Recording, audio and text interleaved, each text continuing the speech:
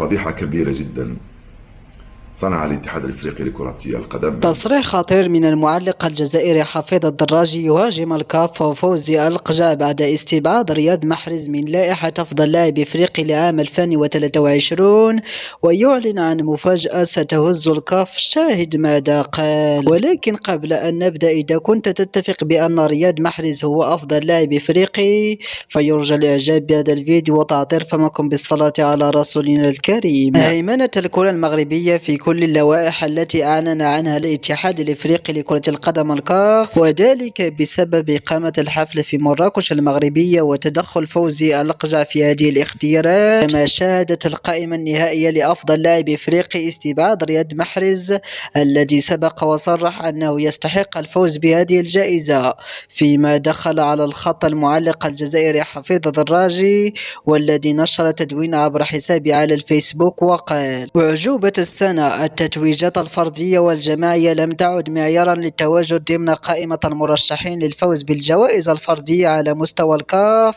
وقال أيضا: يبدو أن الاتحاد الإفريقي اخترع معايير جديدة عند إعلان القائمة المصغرة لهذا العام، وغياب رياض محرز عن اللائحة يعتبر أمر مثير للاشمئزاز والاستفزاز والضحك.